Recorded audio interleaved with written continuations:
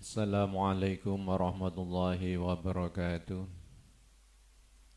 Bismillahirrahmanirrahim. Alhamdulillahirabbil alamin wassalatu wassalamu ala asyrafil mursalin wa ala alihi wa sahbihi ajmain.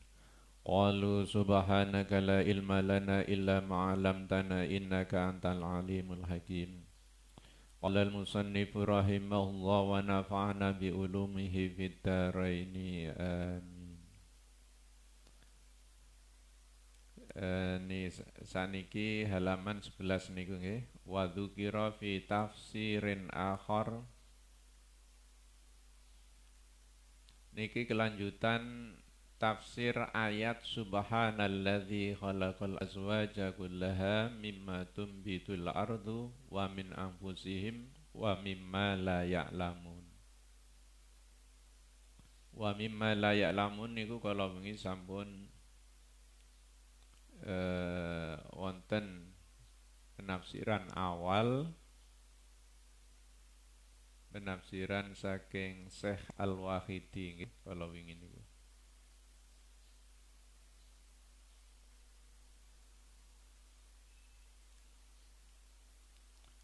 Kala wingi Allah terus Syekh Al-Wahidi dalam menafsirkan ayat Subhanalladzi khalaqal azwaja kullaha mimma tumbitul ardu wa min anfusihim wa mimma la ya'lamun. Gusti Allah niku ndadekno makhluk 1000 jenis hewan nggih. Gusti Allah niku ndadekno 1000 jenis hewan yang 600 niku termasuk kelompok hewan lautan lan yang 400 niku kelompok hewan lautan daratan. Lautan niku sekitar 600 jenis lan lautan daratan niku 400 jenis. Masing-masing bentuk hewan niku mboten sami antara satu hewan dan hewan yang lain. Antara bahasa satu hewan dengan bahasa hewan yang lain niku mboten sami. Niki sesuai kalian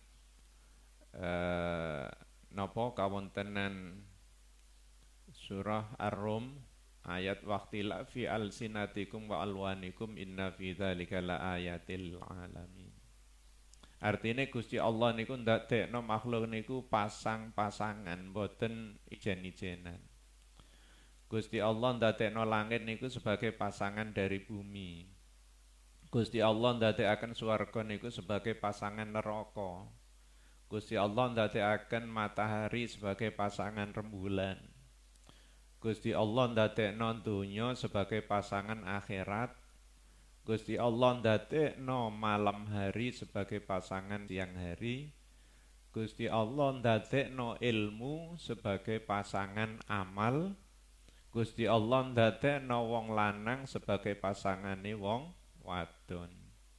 Gusti Allah ndadekno musim rendeng sebagai pasangan musim ketiga. Kejadian Allah ingkang sampun dadosaken makhluk ingkang kados mekaten menika menunjukkan bahwa Gusti Allah niku disucikan dari punya istri, punya anak dan sekutu yang lain. Sehingga dalam pandangan tiang-tiang Nasrani niku mboten bener. Ada Tuhan Ibu, ada Tuhan Bapak, Tuhan Ibu, Tuhan Anak, Trinitas nih. Allah itu dianggap sebagai Tuhan Bapak, Maryam dianggap sebagai Tuhan Ibu. Lajeng Nabi Isa dianggap sebagai Tuhan Anak. Niku keyakinan Trinitas dalam Nasrani niku mboten bener. Sedaya kalau wau Allah ingkang menciptakan. Nabi Isa ingkang dipun ciptaken Allah tanpa Bapa nggih saged sesuai kalian kekuasaane Gusti Allah. Gitu. Niku kekuasaane Gusti Allah. Laisa kamisli sayun fil ardi wala fis sama. Saniki kelanjutane nggih wa dzukira fi tafsirin akhara lan den tuturake fi tafsirin akhara ing dalam tafsir kang weneh Al muradu utawi kang den karepake mimma la ya'lamun saking lafal mimma la ya'lamun. Kait wingi kan menafsirkan ayat lafal mimma la ya'lamun niku nggih sejak kalau wingi niku. Annallaha iku setuhune Gusti Allah khalaqa iku ndadekno sapa Gusti Allah wara jabali Qafin ing burine gunung Qaf sab'ina jabalan ing 70 gunung. Jabal Qaf niku ten pundi nggih? Jabal Qaf niku adalah ten alam ghaibiyah. Mboten ten donya. Jadi enten gunung namane Jabal Qaf. Lah niku mboten ten alam donya, letak dari gunung Jabal Qaf niku. Lah dalam beberapa riwayat niku menunjukkan bahwa seluruh gunung yang ada di dunia ini niku nggak ada semacam jalur ke gunung Jabal Qaf niku, ke gunung Qaf niku. Terus enter riwayat yang menceritakan bahwa Jabal Qaf itu adalah sebuah gunung yang diciptakan oleh Allah dari zamrud hijau. Dan karena gunung Qaf, Jabal Qaf niki diciptakan oleh Allah dari zamrud hijau, maka pantulan sinar dari Jabal Qaf niki mempengaruhi suasana langit sehingga langit niku kawontenane berwarna hijau. Pantulan sinar saking Jabal Qaf ingkang dipun ciptakaken dening Gusti Allah dari zamrud yang hijau. Lah panggenane ten pundi Jabal Qaf niku ten alam ghaibiyah. Ten alam ghaibiyah. Mboten ten alam donya. Tetapi setiap gunung sing ten donya niki niku enggak ada jalur ke gunung Jabal Qaf niki. Enten semacam kabel ngoten ya. Misalnya Gunung Semeru enten jalur kabel menuju Jabal Qaf. Gunung Ijen, Gunung Merapi, Jogja. Lajeng pundi gunung yang ada di tengah laut niku antarane Jawa kali Palembang niku. Sing ten tengah laut niku lho. Krakatau nggih ta. Niku antese aktif nggih ta. Antese aktif. Lah nggih tese anu menyemburkan api. Tese erupsi kan. Lah dalam riwayat niku setiap kali ketika jalur kabel yang menuju gunung dari gunung Qaf menuju gunung tertentu di dunia ketika ditarik maka yang terjadi adalah gempa, erupsi. Niku adalah Jabal Qaf niku adalah wilayah ten alam ghaibiyah. Ten pundi mboten enten sing sumerep kejaba Allah lan malaikat ingkang dipun tugasi niku. Dadi mimma layak lamun niku jelas teng ngriku, menungsa niku mboten sumerep nggih. Mimma layak lamun. Tafsire diantaranya innallaha khalaqa wara'a jabali Qafin sab'ina jabalan misla jabali Qafin. Setuhune Gusti Allah niku ndadekaken gunung Qaf dan di belakang gunung Qaf niku enten 70 gunung sejenis gunung Qaf. Wa wara'al jibali lan iku ana mburine pira-pira gunung ardhun baydha utawi bumi kang putih. Kal fiddati kaya perak barokotan kang mencorong kazujajati kaya kaca fitil kal ardi ing dalem mengkono-kono bumi naun utawi ana sakwerna minal makhlukati saking pira-pira makhluk layak rifuhum ora weruh hum ing makhlukat ghairuhum sapa liyane makhlukat minal makhluki saking pira-pira makhluk. Wala ya'rifuna lan ora weruh sapa makhlukat bani Adam ing bani Adam wala ya'rifuhum lan ora weruh hum ing bani hum ing makhlukat banu adama sapa bani adam. Atas niki gunung niki adalah gunung Ghaibiyah. Terus Allah ndadekaken Jabal Qaf, di belakang Jabal Qaf niku enten 70 gunung malih sejenis Jabal Qaf. Dan di belakang gunung-gunung niku enten bumi kang putih, putihnya bumi itu sejenis perak yang berkilau. Sejenis perak yang berkilau seperti kilauannya itu cukup seperti kaca.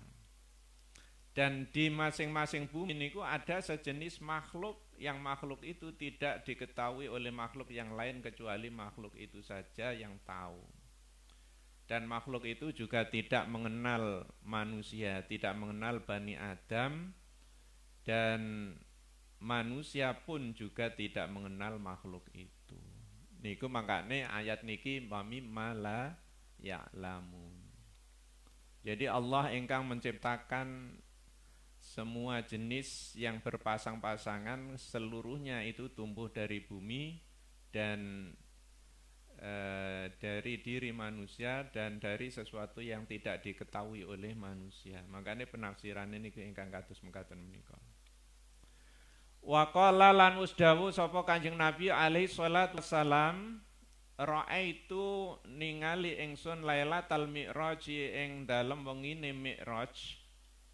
Kanjeng Nabi cerita di malam Mi'raj niku Kanjeng Nabi terose ningali napa sing ditingali dening Kanjeng Waro ajabali Qafin ing dalem burine Gunung Qaf Madinatan ing kota mamluatan kang den kebeki min Bani Adama saking Bani Adam menungso. Falamma ra'auni mongko nalikane weruh sapa Bani Adam ni ingsun qalu padha ngucap sapa Bani Adam alhamdulillahilladzi arana wajhaka ya Muhammad. Alhamdu utawi sekabeh puji lillahi iku kedue Allah alladzi arana kang wis meruake sapa Allah na ing ingsun wajhaka ing wajah sira ya Muhammad Kanjeng Nabi Muhammad. Fa amanu mongko padha iman sapa Bani Adam bi kelawan ingsun wa alam tuhum lan mulang ingsun hum ing Bani Adam ahkam syariati ing pira-pira ketentuan hukum syariat. Jadi ketika Kanjeng Nabi niku dimikrojaken, Kanjeng Nabi niku saged sumerep ningali bahwa di belakang Gunung Qaf niku enten sebuah kota. Kota itu dipenuhi dengan manusia, dipenuhi dengan anak Adam. Ketika manusia itu sama-sama melihat Kanjeng Nabi, mereka bersyukur, mereka mengucapkan alhamdulillah alladzi arana wajhaka ya Muhammad. Mereka bersyukur, merasa bergembira karena mereka telah bertemu dengan Kanjeng Nabi Muhammad. Niku alam ten pundi nggih alam ghaibiyah. Alam ghaibiyah. Terus di belakang Gunung Qaf ada sebuah kota yang dipenuhi dengan orang-orang dan mereka melihat Kanjeng Nabi Muhammad dan mereka dengan rasa gembira ketika bertemu dengan Muhammad, dengan Kanjeng Nabi Muhammad, maka mereka mengucapkan alhamdulillahilladzi arana wajhaka ya Muhammad. Dan orang-orang itu beriman dengan Nabi Muhammad. Maka kemudian Nabi Muhammad itu mengajari mereka ketentuan hukum syariah, ketentuan hukum Islam kan ngoten.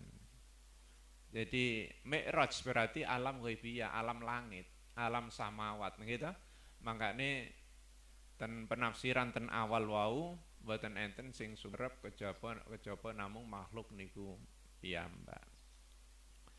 Wa ba'da dzalika lan sawuse mengkono-mengkono alam tuhum ahkam syariati saal tu takon ingsun anhum saking Bani Adam man utawi sapa man iku sapa antum utawi sira man iku sapa antum utawi sira qalu padha ngucap sapa Bani Adam ya Muhammad nahnu qaumun bin bani Israila.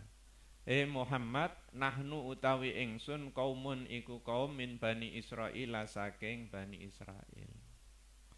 Ketika Kanjeng Nabi niku tanglet di antara orang-orang yang hidup di kota di belakang Gunung Qaf niku wau.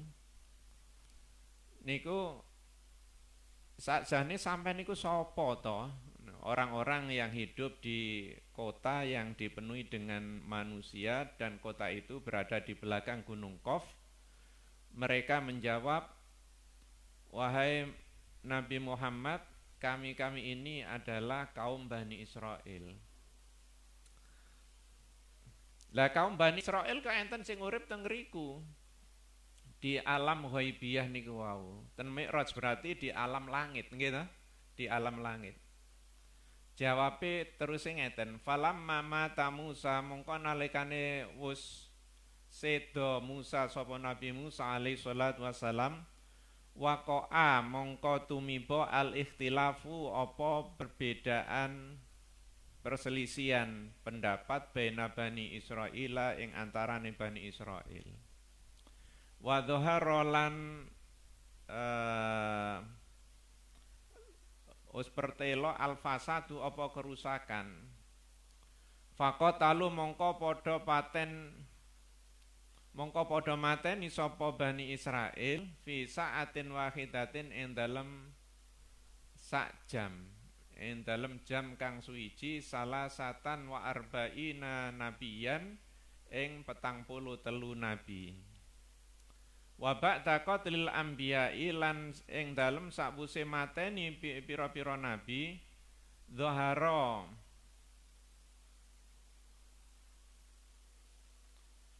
pertelo mi'ata rajulin apa wong 200 wong lanang abidin wong kang ahli ibadah zaidin kang padha zuhud wa amaru lan padha merintah sapa mi'ata rajulin annasa ing menungsa bil ma'rufi kelawan kebagusan wa nahau lan padha nyegah sapa mi'ata rajulin abidin zahidin anil mungkari saking perbuatan mungkar.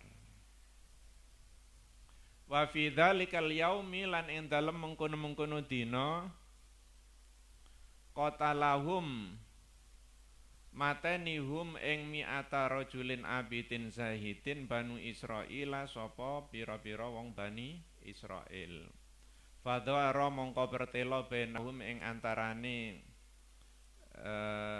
Bani Israil fasadun adimun apa kerusakan kang gedhe. Wa nahnu utawi ingsun kharajna iku metu ingsun min bainihim ing saking antarane Bani Israil wajina lan teka ingsun ila sakhilil bahri maring pinggire segara wa ta'auna lan donga ingsun Allah taala ing Allah taala ayu khlisona ing yen to nyelametake sapa Allah na ingsun min fasadihim saking kerusakane Bani Israil. Fa bainama mongko iku ing antarane nahnu utawi ingsun nad'u iku ndonga ingsun wa natadzarra lan dhepe ingsun dhaharat mongko pertela subbatun apa bolongan fil ardi ing dalem bumi. Fawaqna mongko tumiba ingsun fiha ing dalem sukbatun fil ardi wa kunna lan ana ingsun tahtal ardi ing dalem nisore bumi samaniyata asara sahron ing zaman 18 ulan. Wa ba'da dzalika lan sawuse mengkono-mengkono sama niata asara sahron kharajna mongko metu ingsun ila hadzal makani maring iki panggonan.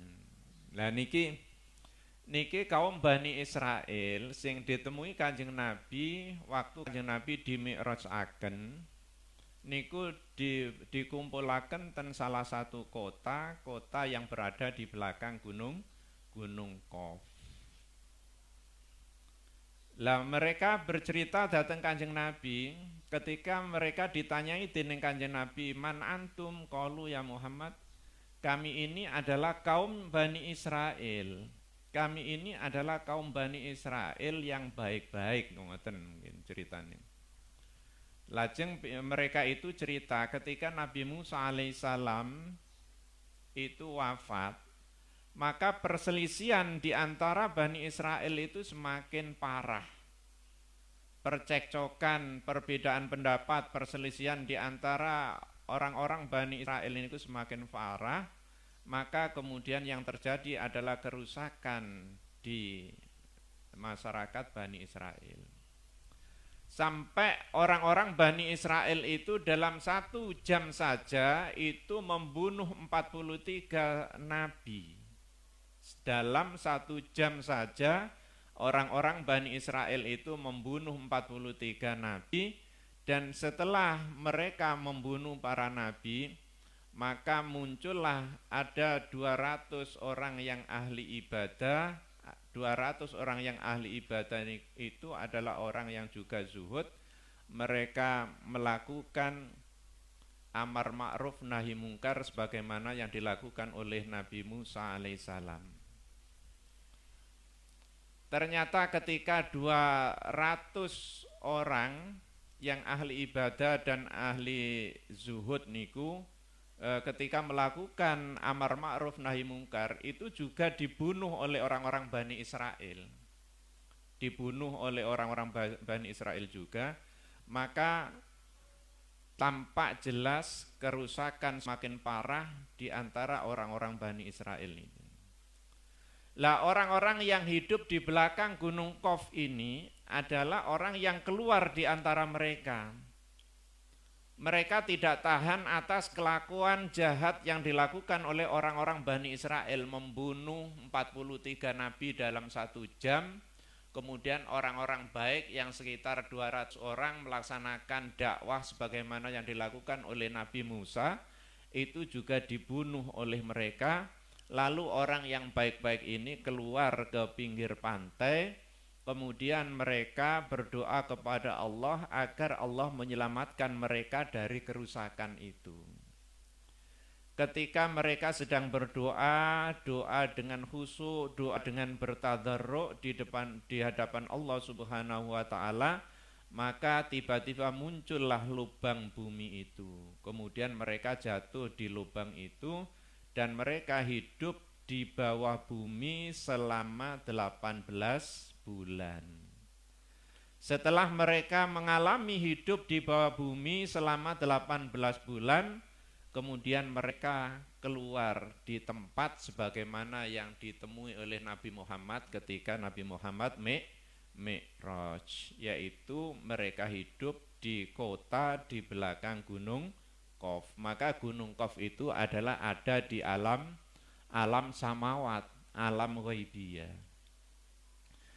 Wa kana Musa lan ono sapa Nabi Musa alaihi salam qad wasona iku teman-teman wasiat sapa Nabi Musa na ing ingsun idza ra'a nalikane weruh ahadukum sapa salah suwiji sira kabeh wajha Muhammadin ing wajahe Nabi Muhammad alaihi salam nabi akhir zaman nak kang dadi nabi akhir zaman fasalimu mongko padha nyampe na uluk salam sira kabeh alaihi ing atase Kanjeng Nabi Muhammad minni saking ingsun.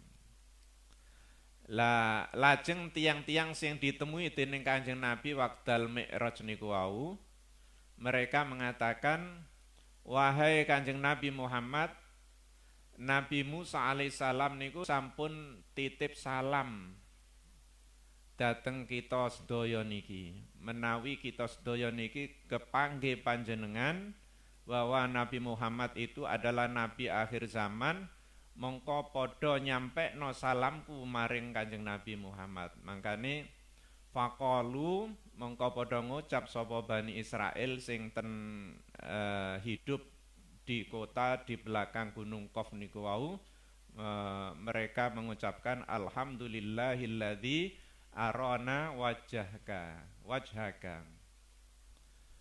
Mereka mengucapkan alhamdulillah alladzi arona wajhaka. Alhamdulillah maha utawi sekali puji lillahi iku keduwe Allah alladzi arona kang wis ningalake sapa Allah na ing ingsun wajhaka ing wajah sira Muhammad. Fa'allimna mongko mugi panjenengan mulang dhateng kula Al-Qur'ana ing Qur'an. Fa'allamahum mongko merwake hum ing Bani Israil an-nabiyyu sapa kanjeng Nabi Muhammad alaihi salam Al-Qur'ana ing Al-Qur'an wassalat lan salat wasauma lan poso wada as-salatil jum'ati lan ngelakoni salat Jumat wasairul ahkami lan sekarine pira-pira ketentuan hukum. Ketika mereka ketemu dengan Kanjeng Nabi Muhammad, mereka ingin kalau Kanjeng Nabi Muhammad niku mengajari mereka Al-Qur'an. Berarti ten pundi niku ten alam samawat, alam langit. Dan di belakang Gunung Qaf enten satu kota yang cukup indah hanya ditempati oleh orang-orang baik dari kalangan Bani Israil yang telah lari dari perbuatan jahat dari kaum Bani Israil yang ada di bumi niku wau. Ketika kepanggil Kanjeng Nabi, mereka mengucapkan salam yang mendapat titipan dari Nabi Musa, dan mereka minta diajari Al-Qur'an, maka Kanjeng Nabi ngajari Al-Qur'an. Kanjeng Nabi ngajari mereka sholat, Kanjeng Nabi ngajari mereka puasa, dan Kanjeng Nabi mengajari mereka melaksanakan sholat Jumat dan segala ketentuan hukum Islam. Tsumma qala an-nabiyyu mongko kari-kari ngocap an-nabiyyu sapa Kanjeng Nabi alaihi salam raaitu ningali ingsun buyutahum ing pira-pira omahe Bani Israil bila babin kelawan tanpa lawang. Nabi melihat pada saat Mi'raj itu rumah-rumah mereka orang-orang Bani Israil yang baik-baik niku wau rumahnya tanpa pintu. Wa sa'altu lan takon ingsun an sababihi saking sebabe bila babin sebab tanpa pintu niku wau faqalu mongko padha ngucap sapa Bani Israil nahnu utawi ingsun la ya khafu iku ora wedi ba'duna sapa sebagian ingsun min ba'din saking sebagian liyane. Di rumah-rumah mereka yang hidup di kota di belakang Gunung Qaf niku wau dari kalangan Bani Israil yang baik-baik yang melarikan diri dari kelompok Bani Israil yang jahat lajeng ditakdiraken hidup di alam ghaibiyah niku wau. Mereka kepanggih dening Kanjeng Nabi dan terus Kanjeng Nabi rumah mereka adalah tanpa pintu. Lajeng Kanjeng Nabi tanglet, kenapa rumah-rumah sampean kabeh kok tanpa pintu? Mereka menjawab, untuk apa pintu? Kami ini tidak takut. Sebagian kami tidak ada yang tidak ada yang takut dengan sebagian yang lain. Gak wedi barangnya dicolong wong senajana pintune terbuka karena mereka adalah orang baik-baik.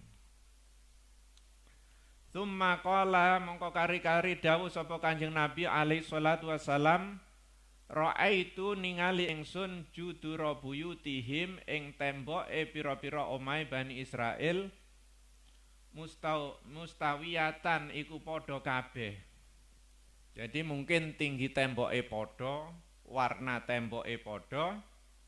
Fasa'altu mongko takon ingsun terus Kanjeng Nabi an sababihi saking sebabe mustawiyah, sebabe temboke mereka, rumah mereka itu padha iku kena apa?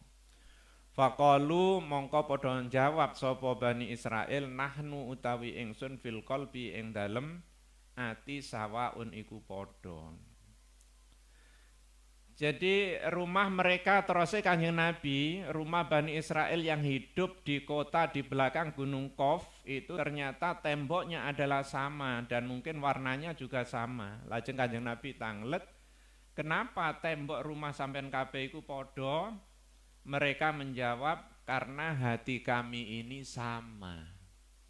Sama-sama baik, sama-sama baiknya, sama-sama takwa, sama-sama ikhlas. Makanya bentuk temboknya itu sama. Wis gak ono hasad, gak ono dengki gitu. Di antara mereka.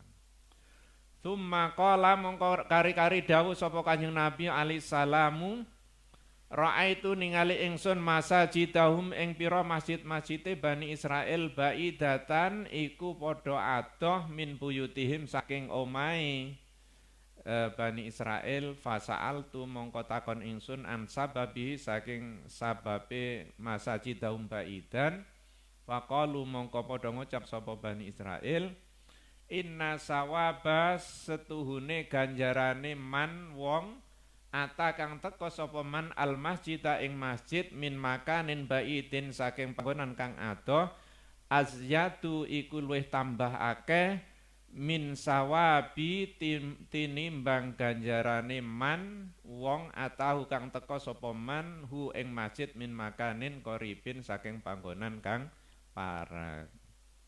Lajeng Kanjeng Nabi cerita ketika pada saat Mi'raj niku kula ningali masjid-masjidnya orang yang hidup di belakang Gunung Qaf niku wau. Ternyata masjidnya itu jauh sekali jaraknya dengan rumah. Lajeng kula tanglet terhadap kenapa masjid mereka itu jauh jaraknya. Mereka menjawab karena pahala orang yang datang ke masjid dari tempat yang jauh itu lebih banyak pahalanya dibandingkan dengan orang yang datang ke masjid dari jarak yang dekat. Jadi niki mboten kepengin omahe diparkno nang masjid kapan saged omahe didohno ten saking masjid mulai kepengin dolek ganjaran sing kathah. Sajane nggih manfaatnya nggih perlu olahraga niku. Misalnya orang yang rumahnya jauh dari masjid tapi berangkat ke masjid sambil jalan kaki niku kan saged sehat. Niku pernyataan tiang-tiang Bani Israel sing hidup, sing kelompok Bani Israel sing sae niku wau. Tsumma qala mongko kari-kari dawuh sapa Kanjeng Nabi alaihi salamu Ra'aitu ningali ingsun maqabirahum ing pira-pira kuburane Bani Israil inta abwabi buyutihim ana ngarepe omahe Bani Israil. Jadi orang-orang Bani Israil yang hidup di belakang Gunung Qaf niki ternyata kuburan mereka itu ada di masing-masing depan rumah. Jadi setiap depan rumah niku ada kuburannya. Fasa'altu mongko takon ingsun an sababihi saking sebabe maqabirahum inta abwabi buyutihim faqalu mongko padha jawab sapa Bani Israil hatta naro supaya ningali ingsun al maqabira ing pira-pira kuburan fala namilu mongko ora condong ingsun wala nastahilu lan ora sibuk ingsun bidunya kelawan perkara donya walanan salan ora lali ingsun al mauta ing mati. Ketika Kanjeng Nabi tanya, kenapa rumah-rumah sampean itu di depan pintu itu kok langsung ada kuburan semuanya? Nah, niki kan enten sebagian masyarakat nggih di di pekarangan mereka niku ada keluarga-keluarga mereka yang dikuburkan di pekarangan mereka.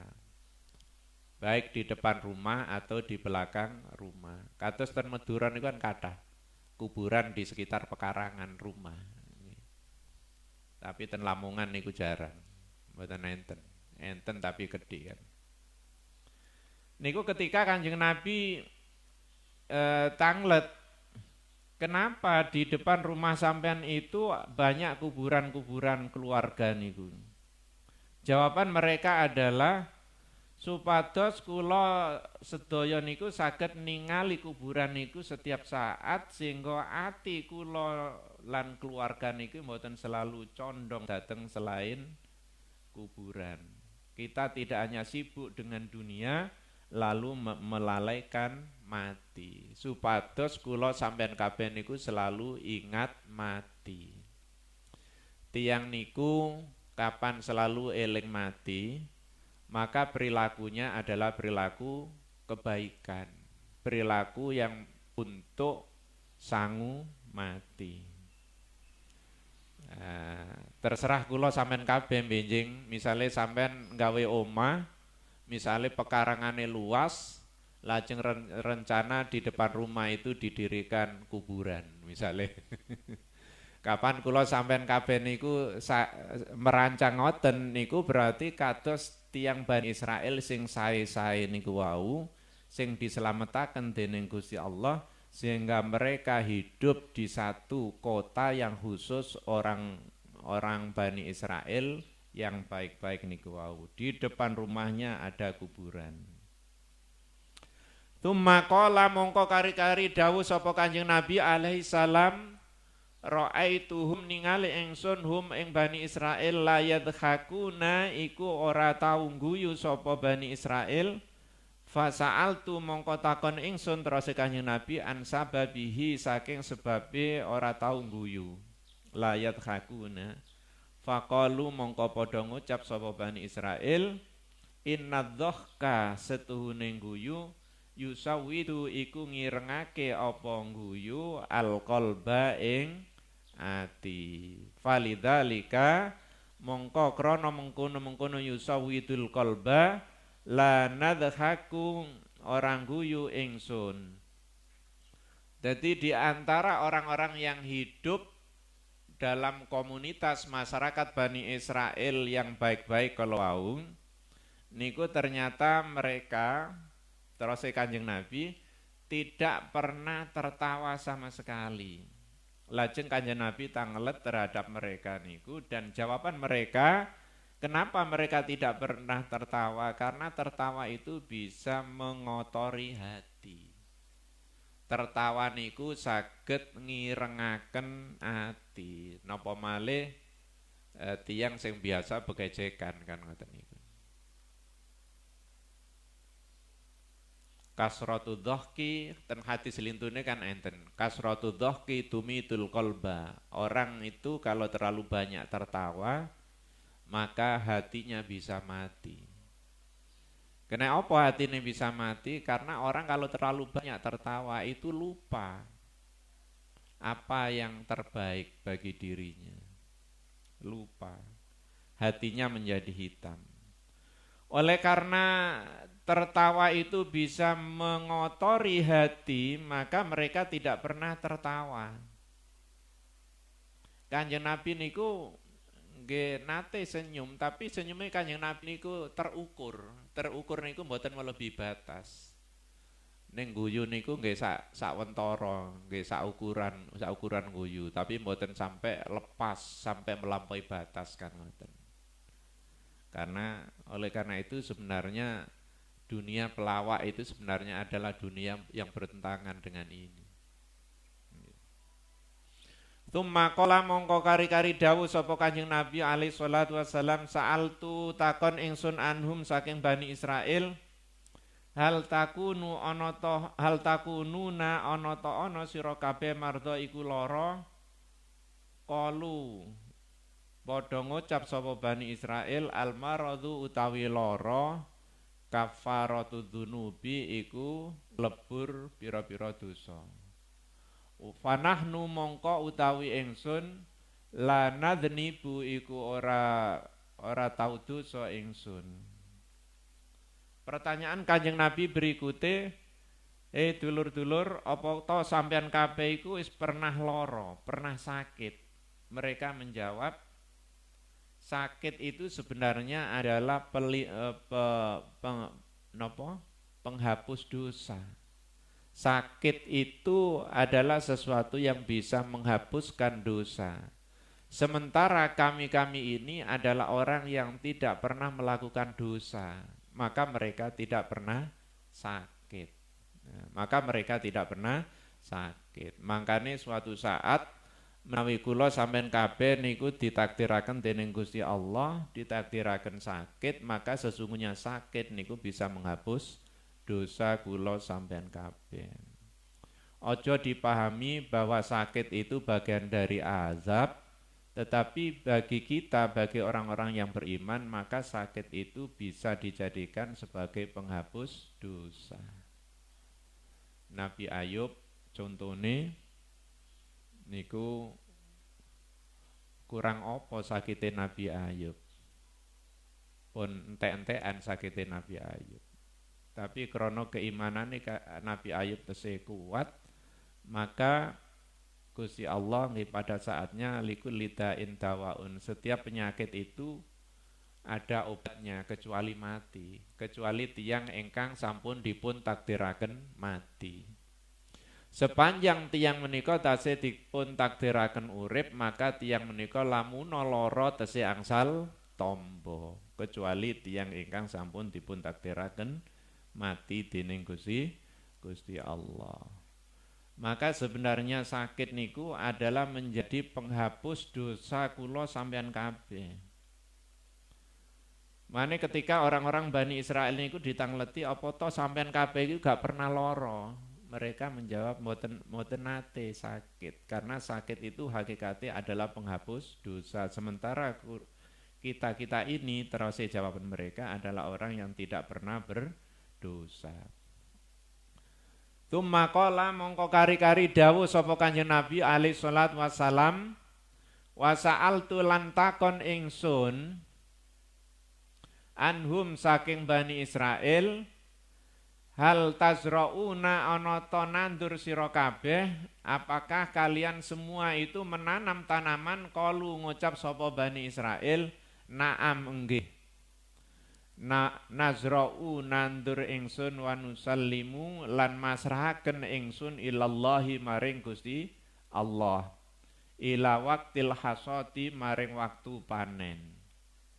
Fa idza kana mongko nalikane ana waktul hasati apa waktu panen, fanadzabu mongko budalan ingsun bil ittifaqi kelawan sepakat, wa najma'u lan ngumpulake ingsun fi makanin wahidin ing dalem panggonan kang siji, wa na'ti lan teka ingsun minhu saking makanin wahidin qadra nahtaju ilahi ing kira kadare barang kang butuh ingsun ilahi maring ma, wa nukhalli lan ninggal ingsun albaki ing sisane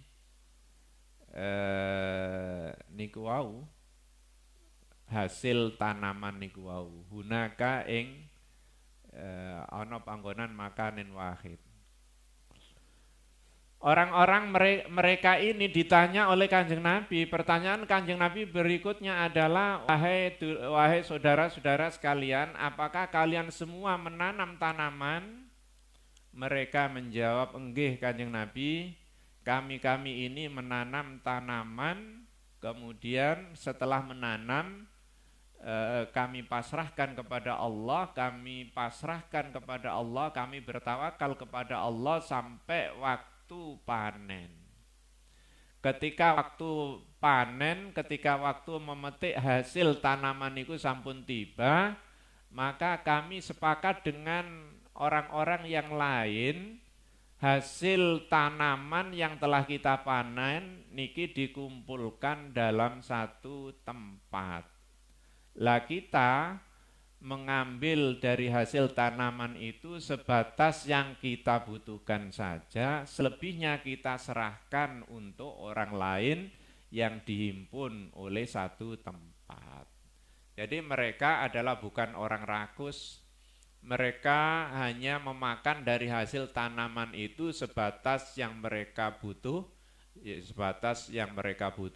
Selebihnya mereka kumpulkan, disiapkan untuk orang lain yang membutuhkan. Itu adalah cerita yang cukup bagus, solidaritas di saat orang lain sama-sama membutuhkan.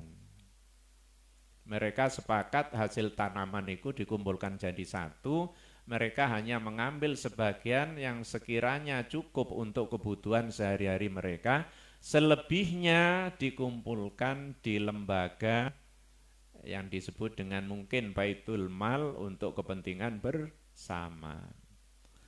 Tsumma qala mongko kari-kari dawuh sapa Kanjeng Nabi alaihi salam, hal fikum ana ta fikum ing dalem sira iku ing dalem sira kabeh amun utawi raja kaya. Qalu dawuh ngucap sapa Bani Israil, na'am enggih, an amuna utawi raja kaya ingsun fi sakhra'i iku ing dalem ora-ora. Famata lazimna mongko nalikane butuh ingsun nakti mongko teko ingsun minha saking sakhra qadrama nahtaju ilaihi ing kadare barang kang butuh ingsun ilahi maring mawan khalli lan ninggal ingsun albaki ing sekarine fi sakhra'i ing dalem ora-ora.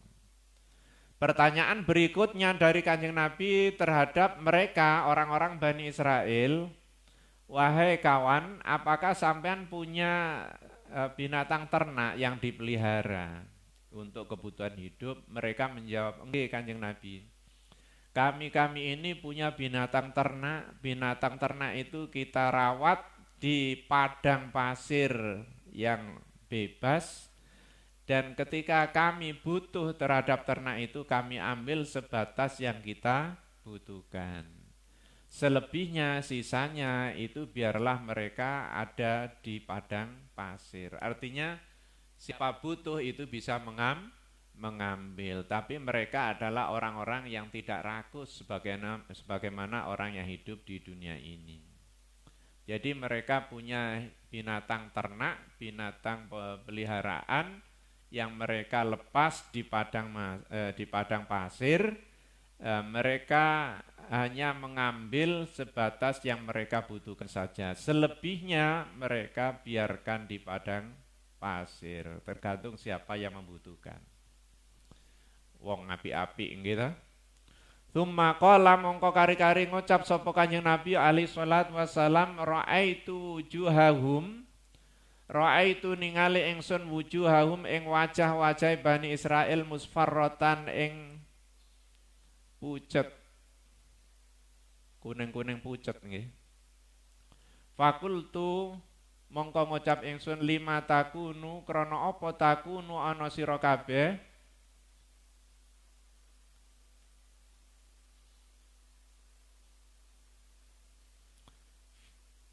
Mardho iku padha lara. Falima isfarrat krana apa isfarrat iku padha pucet wujuhukum apa pira-pira wajah sira kabeh. Kalu padha ngucap sapa Bani Israil hadza utawi iki min khaufil mauti iku krana arahe wedi mati. Dadi Kanjeng Nabi dawuh ngeten, ra'aitu wujuhahum, aku padha weruh wajah-wajah mereka, wajah Bani Israel orang yang baik-baik itu, wajahnya adalah pucat. Lajeng mereka itu tak takoni terus Kanjeng Nabi,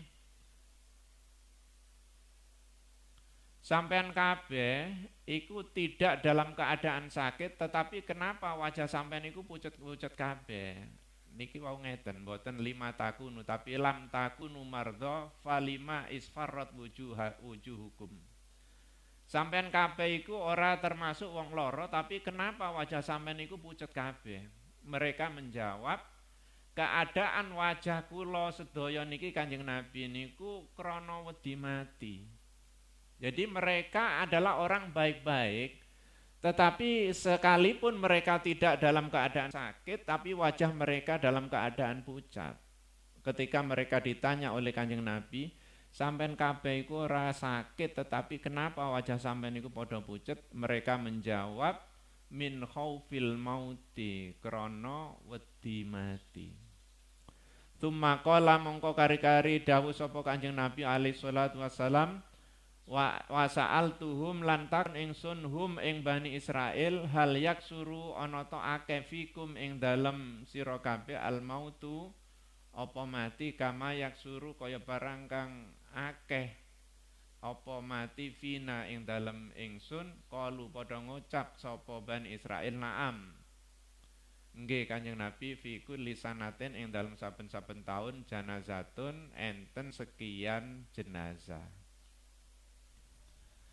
Terus Kanjeng Nabi, pertanyaan Kanjeng Nabi yang mungkin pertanyaan yang terakhir terhadap mereka, apakah ada kematian di antara kalian semua sebagaimana yang terjadi di alam kami, di alam dunia? Mereka menjawab, enggak Kanjeng Nabi, di setiap tahun itu ada banyak kematian.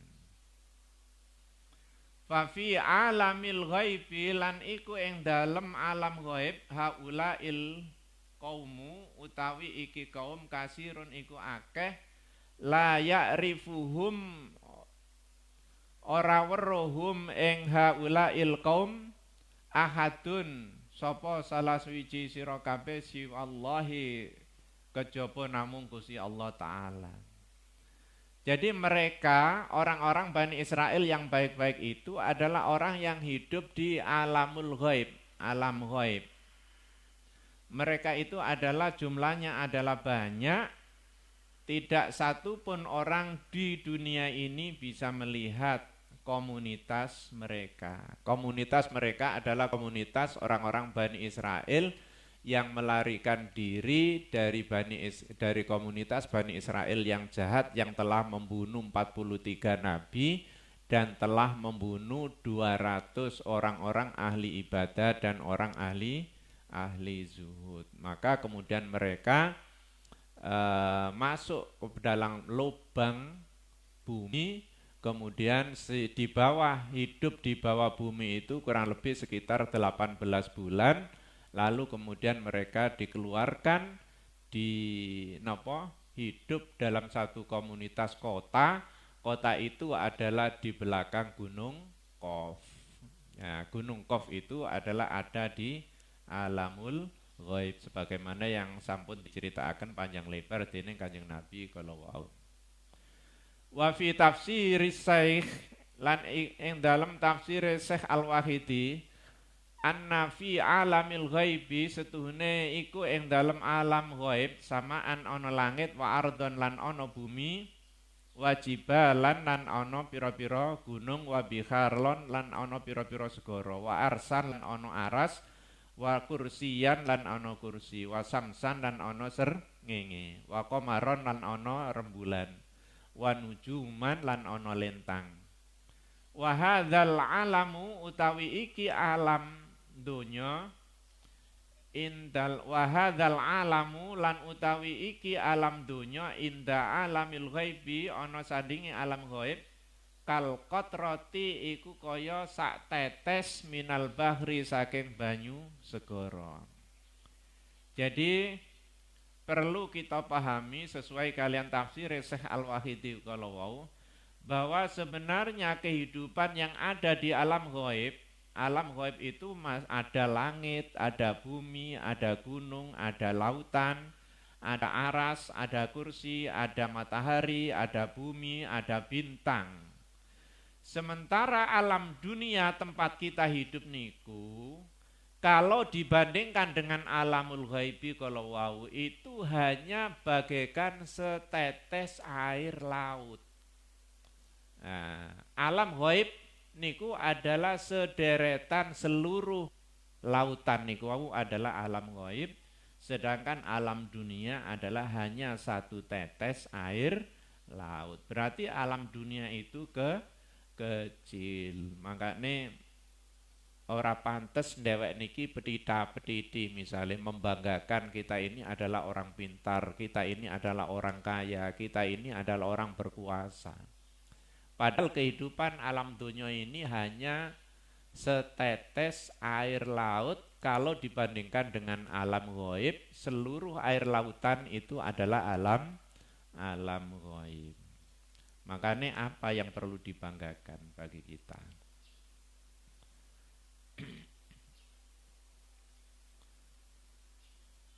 Kamaruya kaya barang kang den riwayatake anna wahidan setuhune wong siji mata iku mati sapa wahid wa sallan nabiyyu lan nyalati annabiyyu sapa Kanjeng Nabi sallallahu alaihi wasallam ala janazatihi ing atase janazahe wahid wa dhahaba lan budalan sapa Kanjeng Nabi bi janazatihi kelawan gawa janazahe wahid ila qabrihi maring kubure wahid wadufina lanten kubur sapa wahid faraja'a mongko bali sapa Kanjeng Nabi ila baitihi maring daleme Kanjeng Nabi faqamat Aisyatu mongko jumeneng Aisyatu sapa Sayyidah Aisyah radhiyallahu taala anha wa masat lan jempok sapa Sayyidah Aisyah biadiha kelawan tangane Sayyidah Aisyah imamatan Nabi ing surbane Kanjeng Nabi alaihi salatu wassalam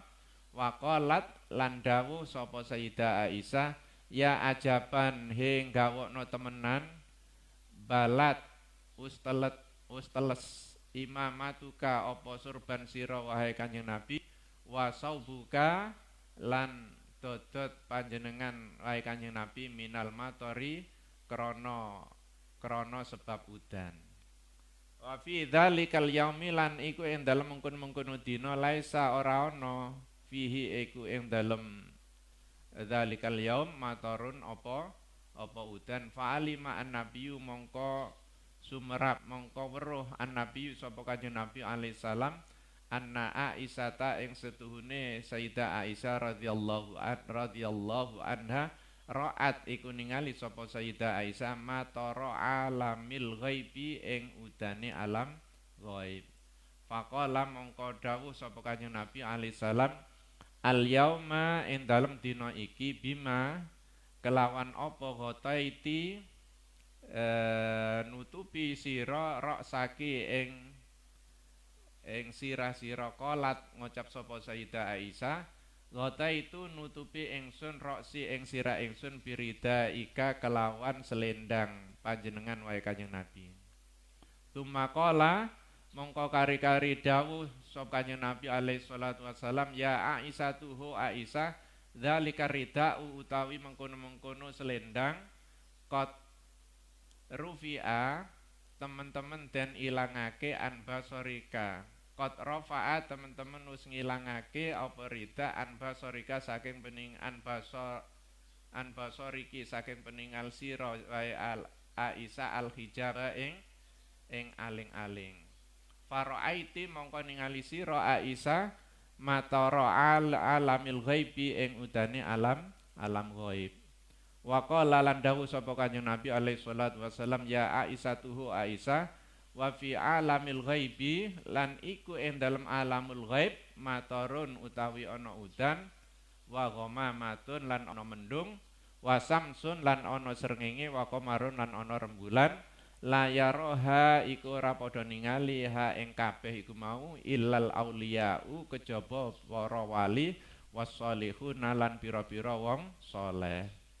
Wa qauluhu ta'i dawi Allah taala wa mimma la ya'lamun ayat wa mimma la ya'lamun isyaratun iku isyarah ila hadhil mazkurati maring iki perkara-perkara ingkang dipun tuturake kala wau. Jadi niku adalah peristiwa ghaibiyah yang dialami oleh Kanjeng Nabi. Alam ghaib niku dihuni oleh kaum-kaum yang tidak diketahui oleh seorang pun kecuali hanya Allah yang tahu. Lajeng dalam penafsiran ayat wa mimma la ya'lamun niku wau tesih wonten penafsiran bahwa di alam ghaib itu ternyata masih ada langit, ada bumi, ada gunung, ada lautan, ada ares, ada kursi, ada matahari, ada rembulan dan beberapa bintang. Dan alam dunia ketika dibandingkan dengan alam ghaib itu hanya setetes air lautan, sementara seluruh air lautan adalah alam ghaib. Sebagaimana ada riwayat bahwa ketika seseorang itu telah mati, kemudian Nabi Muhammad menyolatinya di atas menyolati jenazahnya, kemudian Kanjeng Nabi membawa jenazah itu sampai ke liang kuburnya, maka ketika Kanjeng Nabi itu pulang dan Sayyidah Aisyah itu berdiri dan memegang tangan Sayyidah Aisyah itu memegang surbannya Kanjeng Nabi. Ternyata Sayyidah Aisyah itu kagum bahwa surbannya Kanjeng Nabi, bajunya Kanjeng Nabi itu basah karena hujan. Padahal hari itu tidak ada hujan. Hari itu tiada hujan, tapi kenapa surban Kanjeng Nabi ketika dipegang Sayyidah Aisyah itu basah? Nah, itu akhirnya Nabi tahu bahwa Sayyidah Aisyah itu telah melihat hujan yang ada di alamul ghaib. Maka Kanjeng Nabi ketika itu berkata kepada Sayyidah Aisyah, hari ini engkau telah menutupi kepalamu wahai Aisyah, terus Kanjeng Nabi, dan Sayyidah Aisyah ngucapaken nggih Kanjeng Nabi kula nutupi sirah kula kelawan selendang kelawan surban panjenengan. Lajeng Kanjeng Nabi ndawuhaken, wahai Aisyah, selendang itu telah mengangkat hijab dari pandangan matamu, maka engkau bisa melihat hujan yang ada di alam ghaib. Lalu Kanjeng Nabi niku dawuh, wahai Aisyah, di alam ghaib itu juga ada hujan, ada mendung, ada matahari, ada rembulan, yang semuanya itu tidak diketahui oleh siapa-siapa kecuali hanya diketahui oleh walinya Allah dan hanya diketahui oleh orang-orang soleh. Dan ayat wa mimma la ya'lamun niku ditafsiri dengan beberapa penafsiran yang telah disebutkan kalau wau. Benjing kita terusaken wa ayatul lahumul lailu naslahu minhun nahar fa idzahum mudlimun. Demikian, wassalamualaikum warahmatullahi wabarakatuh.